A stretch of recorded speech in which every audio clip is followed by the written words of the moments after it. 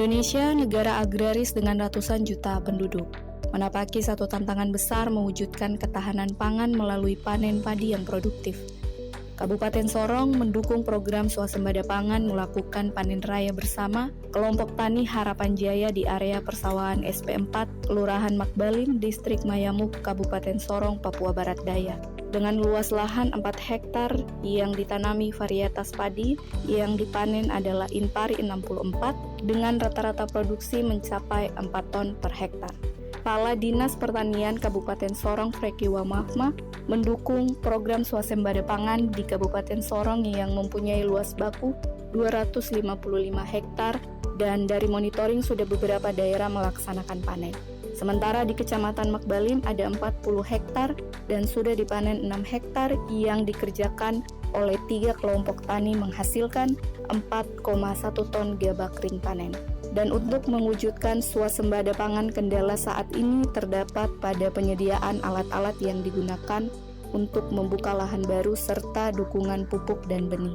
Panen padi bukan sekedar rutinitas agraris, ia adalah proyek ketahanan nasional. Lewat kolaborasi lintas sektor Kementan, PUPR, Pertanahan, Teknologi, Akademisi, dan petani milenial, Indonesia sedang menapaki jalan menuju swasembada beras. Namun tantangan seperti perubahan iklim, akses modal, dan agronomi lokal mesti dijawab dengan solusi inovatif, berkelanjutan, dan inklusif. Kabupaten Sorong, kita punya luas lahan baku itu ada 255 hektar yang existing. Dan dari monitoring kita ada beberapa lokasi yang sudah dilakukan panen. Itu kita ada lokasi di Malabotom, ada kurang lebih 12 hektar. Kemudian di Kelaru, Distrik Mariat, itu ada kurang lebih 8 hektar. Lalu yang baru terakhir itu di sini, itu dilaksanakan tanggal 17 Juli kemarin, melakukan panen. Nah di Makbalim sendiri di sini, itu kita luasannya sebenarnya ada sekitar 40 hektar. Hanya dikerjakan oleh 3 kelompok, dan yang kemarin kita panen itu ada 6 hektar ya. 6 hektar dengan produksi, kemarin kita panen tanggal 17, itu produksinya 4,1 ton gabah kering ya, gabah kering panen. Kalau jadi berasnya sekitar 3,8. Memang sebenarnya kendalanya itu ada, memang dari 40 hektar ini kan yang baru digarap kurang lebih 17 hektar. Nah, 17 hektar ini terbagi atas beberapa kelompok tani. Kendalanya sih sebenarnya lebih ke peralatan pendukung. Karena para petani di sini kan sebenarnya sudah cukup lama. Mereka mengolah dengan alat-alat yang sudah lama, sehingga juga kemarin kesulitan untuk membuka lahan baru. Nah mudah-mudahan karena mereka di sini konsisten tetap menanam padi, dan kalau kita lihat ini sejalan dengan program swasembada pangan, program nasional, sehingga wilayah-wilayah ini akan menjadi perhatian dari pemerintah daerah. Nah kita juga bersyukur karena kemarin dari anggota DPR RI juga memberikan bantuan. Jadi ini menjadi tanggung jawab kita semua. Jadi di mana ada kekurangan pemerintah daerah bisa masuk dari yang lain, ini sangat membantu. Jadi sebenarnya kendalanya semua di situ ya, teman. Karena kalau kita lihat pengairannya di sini masih cukup baik dibandingkan dengan tempat-tempat lain, irigasinya masih baik. Hanya mungkin dukungan peralatan, pupuk sama benih. Nah ini yang mungkin nanti ke depan menjadi perhatian kita di pemerintah. Kalau untuk bisa mewujudkan swasembada pangan di Kabupaten Sorong, memang kita butuh lebih. Ya, kita butuh lebih dari 40 hektar. Dan sebenarnya dulu sebelum Kabupaten Sorong pindah ke AIMAS, itu kita punya potensi lahan padi itu cukup luas ya, di atas 1.000 hektar. Hanya setelah Kabupaten Sorong masuk ke AIMAS, ada terjadi beberapa perubahan alih fungsi sehingga banyak sekali petani yang kemudian tidak lagi membuka lahan padi. Tapi dengan ada program nasional sekarang ini memang membantu untuk membuka kembali lahan-lahan tidur yang ada ini. Kita coba usulkan lewat program optimasi, dan rencana tahun depan juga ada cetak sawah 1.000 hektar. Nah, sebenarnya ini semua dimaksudkan untuk bagaimana menjawab swasembada pangan khususnya di Kabupaten Sorong dan Provinsi Papua Barat Daya. Nah, itu juga menjadi perhatian pemerintah. Karena kalau cuma 40 hektar atau 100 hektar, mungkin kalau kita lihat untuk bisa mengcover kebutuhan di Kabupaten Sorong saja kita butuh lebih dari luasan itu.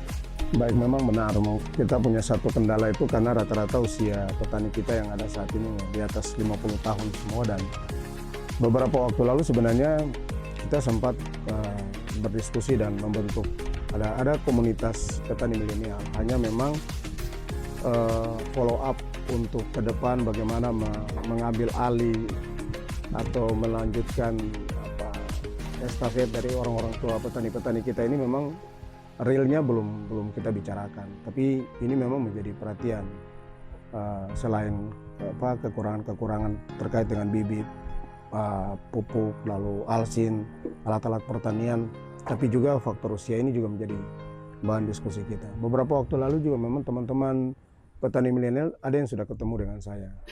Hanya memang ini perlu di follow up. Kira-kira langkah kerja nyata petani milenial nanti ke depan itu seperti apa? Karena kalau kita bicara petani milenial ini kan sebenarnya identik dengan modernisasi ya. Mereka akan bermain dengan alat, dengan teknologi, dan itu yang memang harus dibicarakan di tingkat baik di pemerintah daerah maupun di provinsi atau bahkan pusat. Kita akan undang untuk bagaimana kita menindaklanjuti untuk bisa mengatasi salah satu masalah faktor usia buat petani-petani kita yang sudah lebih usia. Harapan dari kita ini pertanyaan tantangan ke depannya seperti apa? Ya, yang jelas berharap kolaborasi dari semua pihak ya, karena membangun sektor pertanian ini kan tidak bisa dikerjakan saja oleh Dinas Pertanian. Kita butuh semua stakeholder yang punya kepentingan dengan pangan secara di daerah maupun secara nasional, baik dengan pemerintah provinsi, baik dengan pemerintah pusat, tapi juga dengan tadi komunitas-komunitas yang bergerak di bidang pangan ini, juga dengan TNI Polri tentunya. Karena sekarang kita lihat kalau beras kan ada MOU dengan TNI, lalu jagung ada MOU dengan Polri. Nah, ini semua stakeholder ini menjadi penting untuk bersama-sama berkolaborasi. Yang jelas pemerintah daerah di bawah pimpinan Pak Bupati sekarang memang betul-betul mendukung program Pak Prabowo ini, sehingga swasembada pangan di Kabupaten Sorong ini benar-benar ke depan nanti bisa kita wujudkan. Itu harapan kita. Sebenarnya masih cukup baik, kayaknya di beberapa tempat misalnya macam di Sidodadi, di Kelaru itu kan kalau banjir itu tetap tenggelam semua, rendam. Nah, itu juga sebenarnya buat petani terutama petani padi ini beralih ke tanaman horti, komoditi lain. Karena resiko dan kosnya terlalu besar untuk padi. Makanya kalau tidak ada dukungan dari pemerintah, saya pastikan bahwa petani itu cenderung untuk beralih. Kita kan sebenarnya menyiapkan program. Jadi usulan dari petani, misalnya mereka punya kebutuhan apa. Kan kalau dari secara nasional kan kita tiap tahun untuk pupuk dan alsin itu biasa kita ada penyusunan RDKK. RDKK itu kan rencana kebutuhan definitif kelompok. Jadi apa yang menjadi kebutuhan mereka? Memang terkait pupuk ini soalnya itu juga di Permentan. Nah, tadi saya bilang, kenapa petani sudah meninggalkan padi sawah? Karena masalahnya banyak. Hujan, banjir, kemudian kalau diserang hama selesai semua, tidak ada jaminan bahwa mereka akan panen dengan produksi yang baik, yang maksimal. Sehingga Kalau mereka bikin kolam kangkung tuh, lebih menguntungkan.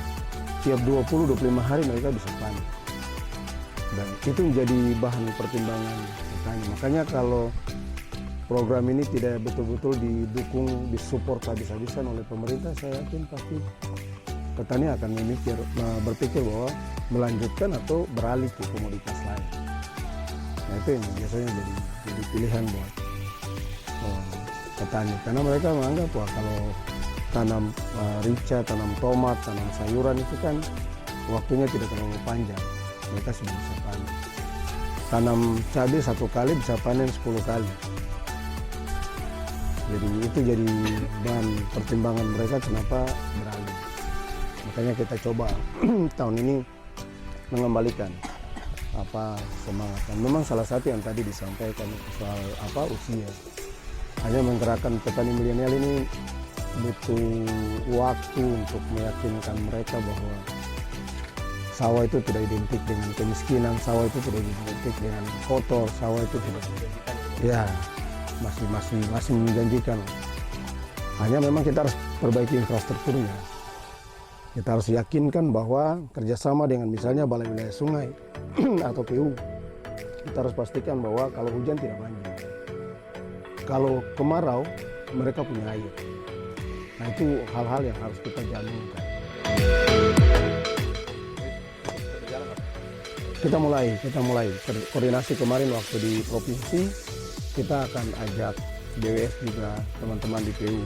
Biasa kalau teman-teman PPL ini kan lapor itu misalnya macam irigasi yang patah di mana atau rusak di mana itu melapor ke saya langsung koordinasi ke PU. Karena memang ada tugas yang berbeda ya.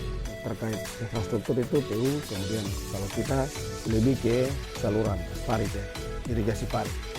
Panen ini bukan akhir, ia momentum untuk meneruskan semangat kemandirian pangan. Demi generasi mendatang, Indonesia terus menanam, memanen, dan menjaga masa depannya.